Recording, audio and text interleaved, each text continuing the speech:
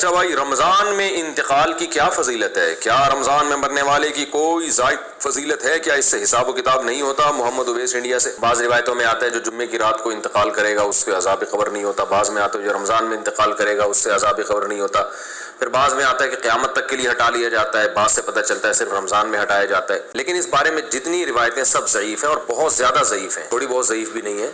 تو بعض علماء نے دیکھا کہ چلو روایتیں ہیں، اللہ کی رحمت سے امید کی جا سکتی ہے کہ بخشش ہو جائے گی، لیکن حقیقت جو ہے نا دلائل کی قوت کی روح سے ان روایتوں میں جان نہیں ہے۔ تو اس لیے جو ہے وہ اللہ تو کی رحمت سے تو دیکھیں کچھ بھی امید لگائی جا سکتی ہے، لیکن اگر ہم اللہ کی طرف منسوب کر کے کہیں اللہ کی طرف یقینی طور پر، تو اسی بات کی نسبت کی جائے گی جو اللہ کے رسول نے کہی ہے، اور جو اللہ کے رسول سے ہم تک صحیح سند کے ساتھ پہنچی ہے اس بات کی نسبت تو کی جائے گی۔ اس کے علاوہ نسبت کرنے میں جو ہے نا میری رائے تو یہ کہ احتیاط سے کام لینا چاہیے۔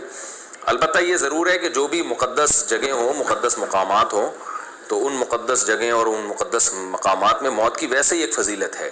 جمعے کا دن اور جمعے کی رات بھی مقدس، اور رمضان بھی مقدس ہے، اور روزے کی حالت میں موت پر صحیح حدیث ہے کہ روزے کی حالت میں جس کی موت واقع ہوگی جنت میں داخل ہوگا، اس پر مسند احمد کی صحیح روایت موجود ہے۔ تو اور رمضان میں اگر کوئی کسی کی موت واقع ہوتی ہے تو ہم اللہ کی رحمت سے امید کر سکتے ہیں کہ اس پر رحمت زیادہ ہوگی، جیسے مدینہ میں موت ہے، مکہ میں موت ہے، یا جنت البقیع میں دفن ہونا، یہ سب فضیلت والی چیزیں تو اللہ کی رحمت سے امید کی جا سکتی ہے۔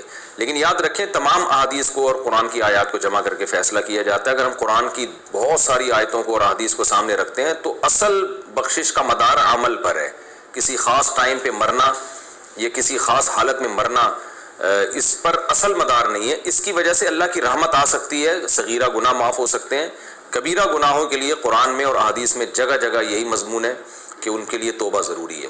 یہ اس لیے کہہ رہا ہوں کہ بعض دفعہ لوگ کوئی بہت بڑا کھلے عام گناہ گار ہوتا ہے، کھلے عام بدماشی کر رہا ہوتا ہے، ظلم کر رہا ہوتا ہے، رمضان میں مر جاتا ہے تو ہم اس کو جنت میں پہنچا دیتے ہیں۔ اس سے کیا ہوتا ہے؟ لوگوں میں بدعملی پیدا ہوتی ہے، اور قرآن کی ان آیتوں کا انکار لازم آتا ہے جس میں اللہ نے فرمایا کہ وَذَرُوا ظَاهِرَ الْإِثْمِ وَبَاطِنَهُ، ظاہری گناہ بھی چھوڑو، چھپے ہوئے گناہ بھی چھوڑو۔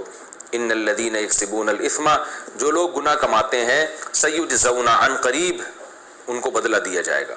تو اللہ نے یہ نہیں کہا جو گناہ کماتے ہیں ان کو سزا ملے گی بشرطے کہ وہ شوال میں فوت ہوں یا رمضان میں نہ ہو، ایسا کچھ نہیں ہے۔ اصل قانون یہی ہے۔